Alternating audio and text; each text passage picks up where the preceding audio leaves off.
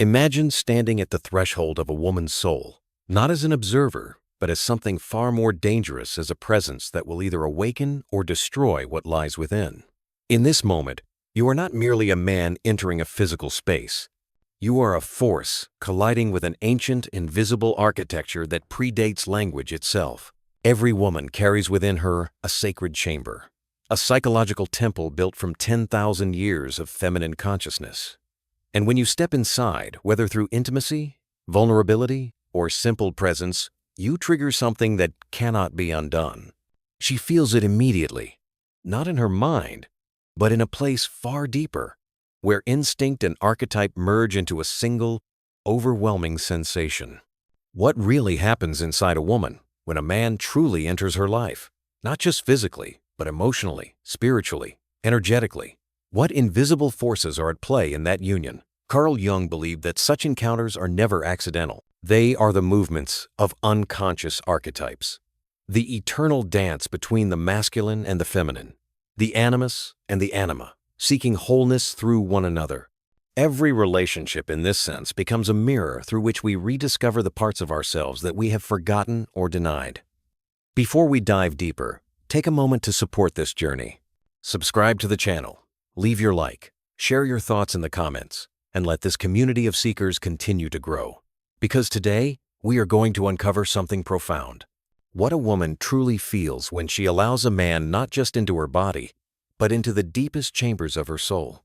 Stay until the end, because the final revelation may completely change how you see love, attraction, and connection forever. But here's what haunts the masculine psyche. Most men never know what they've truly entered. They believe they understand desire, attraction, connection. They think they know what a woman feels when she opens herself physically, emotionally, spiritually. But they are wrong, catastrophically, devastatingly wrong. Carl Jung spent his entire life mapping the invisible territories of the human psyche. And what he discovered about the masculine-feminine union would shatter every comfortable illusion you hold about intimacy. He found that when a woman allows a man into her depths, she's not simply experiencing pleasure or affection. She is undergoing a form of psychological invasion, a collision of energy so profound that it rewrites her neural pathways, her emotional landscape, her very sense of self. She becomes a battlefield where ancient forces wage war, the animus and the anima, consciousness and unconscious, creation and destruction. And you, whether you realize it or not, are the catalyst for this inner apocalypse. Think about this carefully.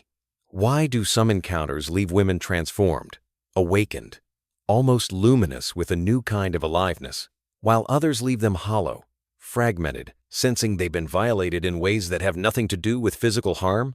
Why can one man's presence make a woman feel like she's touching the divine, while another's makes her feel like she's drowning in darkness?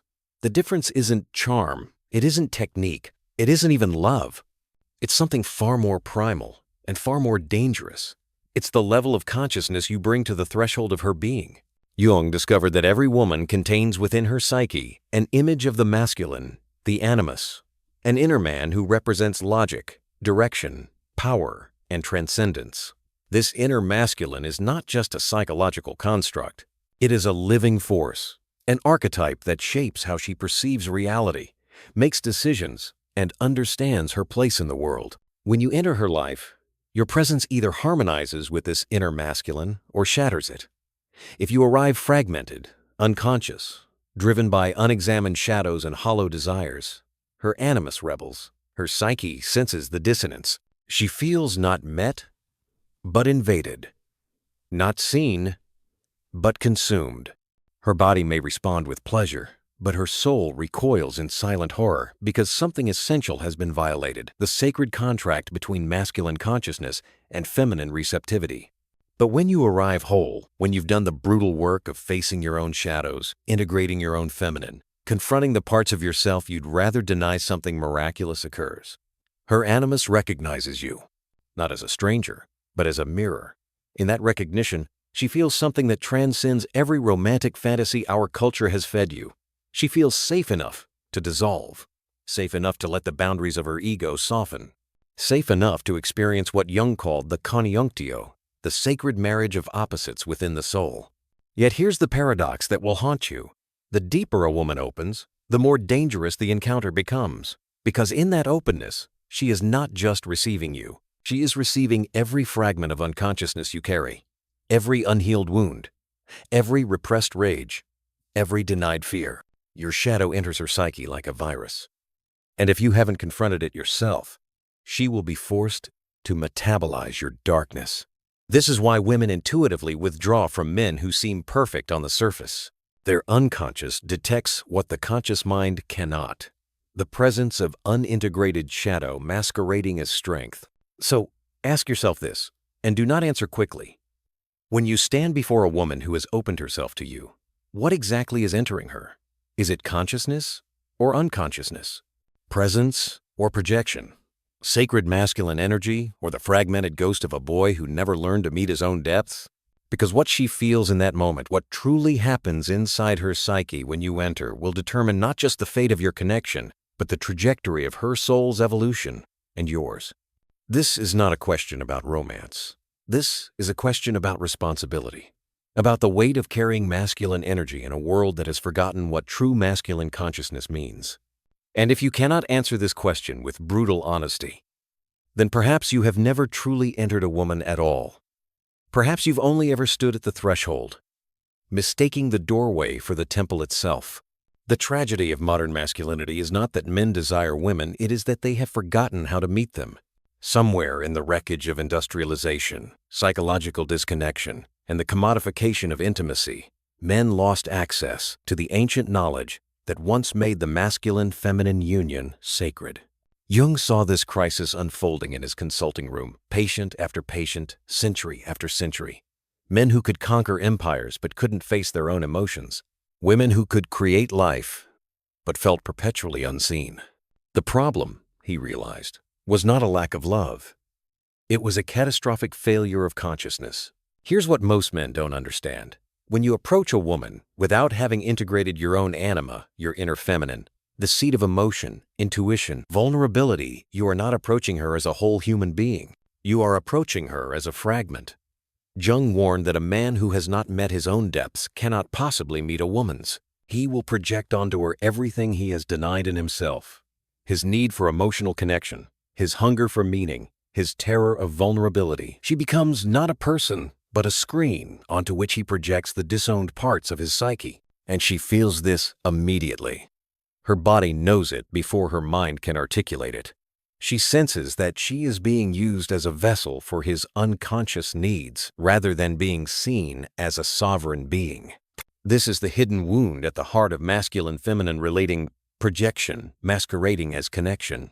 Schopenhauer understood this cruel mechanism when he wrote about the will to life driving sexual attraction, that blind, unconscious force that makes us believe we're choosing love when we're actually being manipulated by biological and psychological imperatives.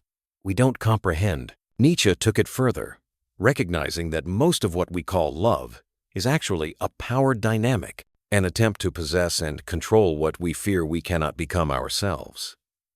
The man who has not cultivated inner strength seeks it in a woman's admiration.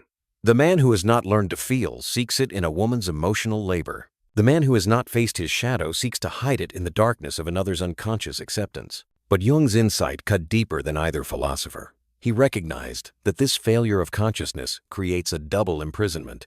The man remains trapped in his fragmentation, forever seeking completion outside himself. And the woman, here's the devastating part, becomes the container for his unprocessed psychological material. When an unconscious man enters a woman's life, she doesn't just receive his presence.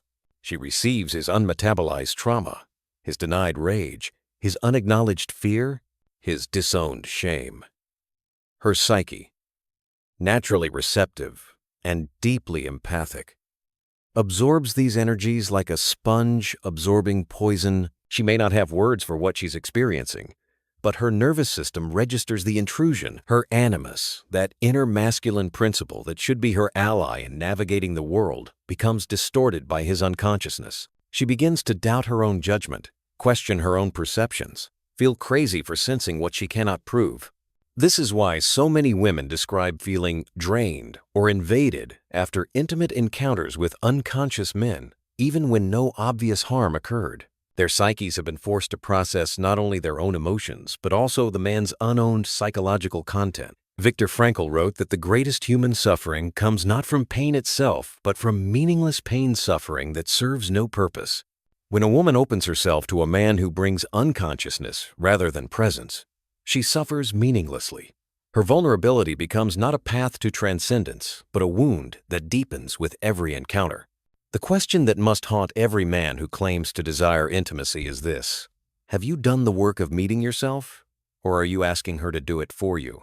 What happens to a woman's psyche when she repeatedly opens herself to unconscious masculine energy is nothing short of psychological fragmentation.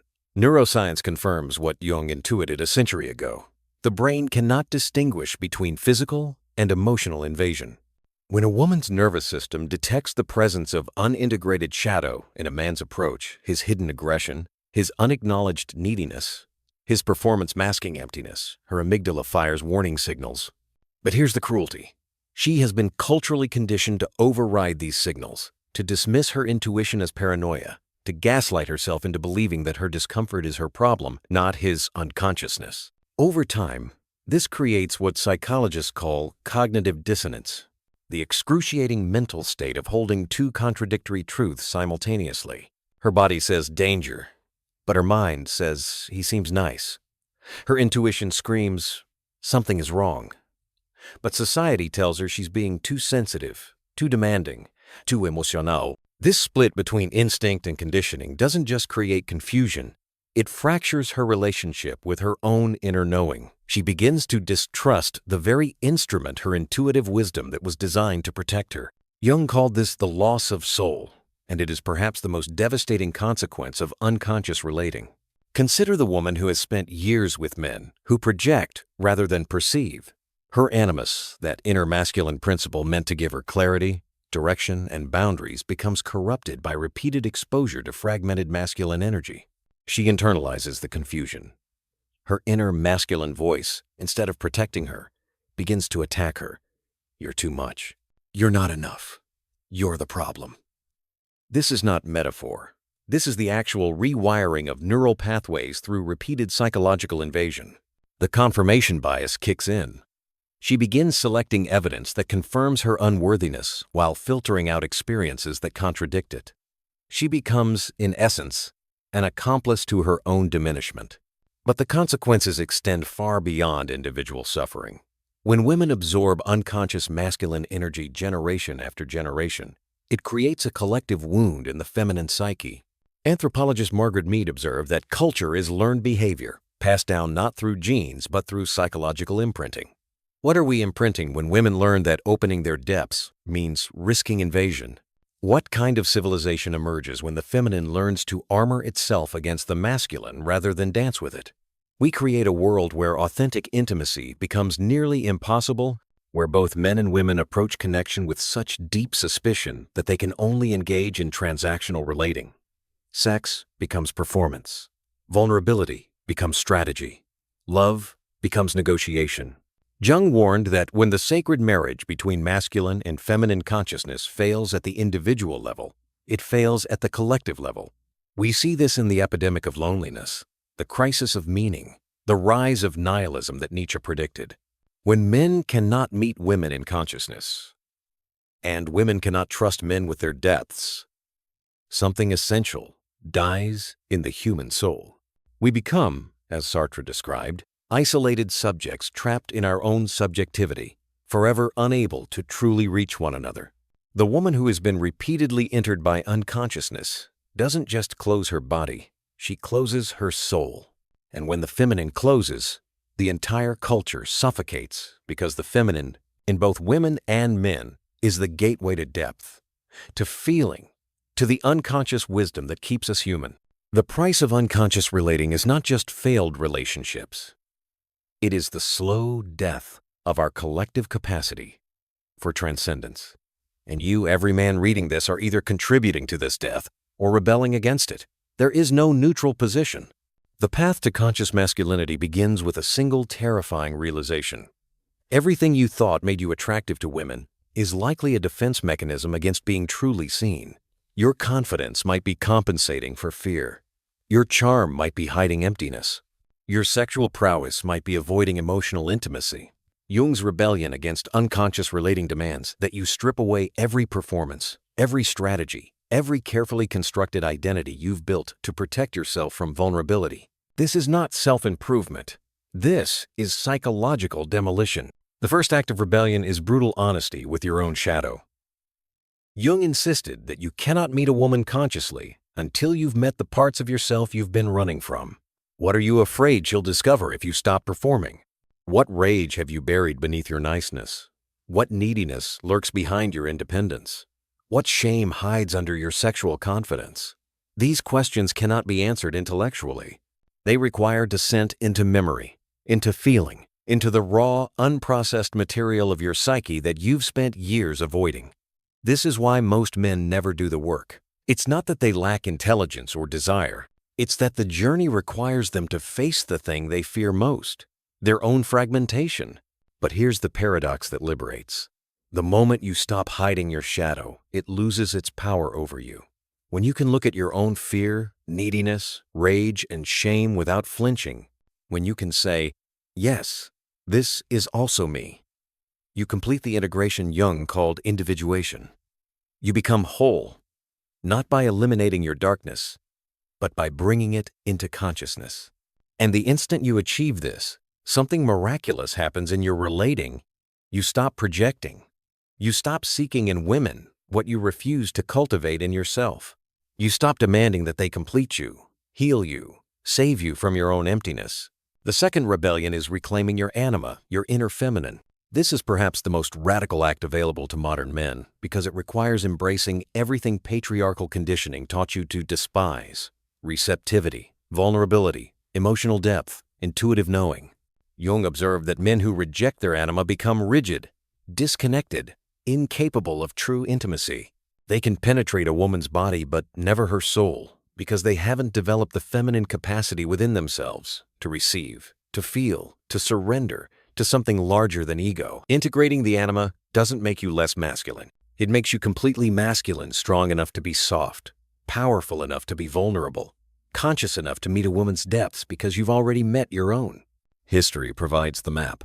The great spiritual traditions understood what modern psychology rediscovered. Transformation requires initiation. The shamans underwent ego death. The mystics embraced the dark night of the soul. The alchemists spoke of nigredo, the blackening, the decomposition of old forms before new consciousness could emerge. You cannot skip this stage. You cannot think your way into wholeness. You must feel your way through the underworld of your own psyche. And this feeling, this willingness to be with your own pain without numbing, distracting, or projecting it, is what makes you capable of holding space for a woman's emotional depth. The third rebellion is presence. Not the performance of presence, but the actual capacity to be here, now, without agenda. When you stop using interactions with women to validate your worth, prove your manhood, or avoid your own emptiness, when you can simply be with another human being without needing anything from them, you become dangerous in the most sacred sense. You become a man who can enter a woman's psyche and leave it more whole than you found it. This is the revolution Jung envisioned. Men who meet women not as objects, projections, or solutions, but as mirrors reflecting the work still needed within. Here is the truth that will reshape everything you thought you knew about intimacy. When a woman opens herself to a conscious man, she is not experiencing you. She is experiencing herself perhaps for the first time through the mirror of your awareness. This is what Jung meant by the conjunctio, the sacred marriage. It is not two half people completing each other. It is two whole beings creating a third reality, a field of consciousness so potent that both are transformed within it. What she feels in that moment is not dependency or need. It is the recognition of her own divine nature reflected back to her through your capacity to truly see. Think about what this means. For her entire life, she has been looked at but not seen. Men have desired her body, admired her beauty, wanted her attention, but how many have actually witnessed her soul? How many have been present enough, conscious enough, still enough to perceive the vastness she carries within? When you arrive in her life, having done the work of integration, having faced your shadow, embraced your anima, shed your need to perform, you bring something she has rarely encountered. a gaze that does not seek to take, possess, or consume. You bring the gaze of consciousness itself, and in that gaze, she discovers something staggering. She realizes that the love she has been searching for outside herself has been living inside her all along, waiting for someone conscious enough to reflect it back to her. This is the alchemical moment Jung spent his life trying to articulate. The woman feels her animus, her inner masculine awaken, not as a distortion or defense, but in its true form, as clarity, power, direction, wisdom. Through your conscious presence, she reconnects with her own inner masculine strength. She stops looking for a man to give her what she already possesses. Simultaneously, you feel your anima, your inner feminine, emerge from the shadows where you've kept her imprisoned. Through her emotional depth, her intuitive knowing, her capacity to feel the full spectrum of human experience, you discover your own feminine soul. You realize that strength without softness is brittle. Power without vulnerability is tyranny. Consciousness without feeling is dead. What happens in this sacred meeting is not romance. It is resurrection. Both of you die to who you thought you were and are reborn as what you've always been beneath the conditioning, the trauma, the survival strategies. She feels this as an immense relief, almost like coming home after a lifetime of exile. Her nervous system, which has been in a state of perpetual vigilance around men, finally relaxes. The armor she built to protect herself from unconscious masculinity falls away not because you've convinced her to drop it, but because her body recognizes safety at a cellular level. You are not another predator to guard against. You are consciousness, meeting consciousness. And in that meeting, her entire being exhales. But here's what makes this experience so rare and so devastating when it's absent. She can only feel this with a man who has stopped seeking validation through her. The moment you need her approval, her affection, her body to feel worthy, the moment you use her as a solution to your own emptiness, the sacred field collapses. She feels it instantly, the shift from presence to need, from consciousness to projection, from seeing to using. This is why Jung insisted that individuation must come before union. You cannot give her consciousness if you haven't cultivated it within yourself. You cannot offer presence if you're still running from your own absence. When the union is truly conscious, something occurs that transcends psychology and enters the realm of the mystical. She begins to feel not just connected to you, but connected to existence itself. Her boundaries become permeable, not in a way that makes her vulnerable to invasion, but in a way that allows her to experience herself as part of the larger whole. Jung called this the self, the totality of the psyche, both conscious and unconscious, personal and collective. In your conscious presence, she touches the self. She feels what the mystics have always known, that separation is illusion, that love is not something we do, but something we are, that the divine is not somewhere out there but alive within every moment of authentic meeting. You feel it too. Through her emotional depth, her capacity to surrender without losing herself, her ability to hold paradox to be both strong and soft, both independent and connected, you discover what it means to be fully alive. You realize that consciousness without love is cold, that masculine power without feminine wisdom is destructive, that you've spent your life building walls when what you needed was to build bridges first to yourself, then to the other. This is Jung's ultimate revelation. The purpose of intimate relationship is not happiness, it is wholeness. Every encounter with another human being, especially the intimate ones, is an opportunity to recover the lost parts of yourself. The woman before you is not your completion. She is your mirror. Through her, you see what remains unintegrated within you. Through her emotions, you learn to feel. Through her chaos, you learn to find stillness. Through her vulnerability, you learn courage. And she, through your consciousness, learns to trust. Through your presence, she learns to open. Through your ability to hold space for her depth, she learns that her emotional intensity is not too much. It is the very force that transforms the world. But this transformation only occurs when both partners understand a final, crucial truth. Conscious love is not a destination. It is a practice. Every day you must choose awareness over unconsciousness. Every moment you must choose presence over distraction. Every interaction you must choose to see rather than project. This is not easy. It is, in fact, the hardest work you will ever do, because it requires you to stay awake in a world that is desperate for you to sleep. To stay conscious in relationships that will constantly tempt you back into projection, performance, and need. So what does a woman truly feel when you enter her life with this level of consciousness? She feels witnessed. She feels safe. She feels free to be the totality of who she is: light and shadow, strength and vulnerability, chaos and clarity. She feels that for the first time in her life, she doesn't have to choose between being loved and being authentic. And in that feeling, she becomes what she was always meant to be: not half of a partnership, but a whole human being capable of creating something sacred with another whole human being. This is Jung's gift to those brave enough to receive it: the knowledge that love is not what happens to you. It is what happens through you when you've done the work of becoming conscious. And when two conscious beings meet, when masculine and feminine unite, not in need, but in recognition, they don't just create a relationship, they create a portal through which the divine enters the world. The woman feels God awakening within her. And so do you.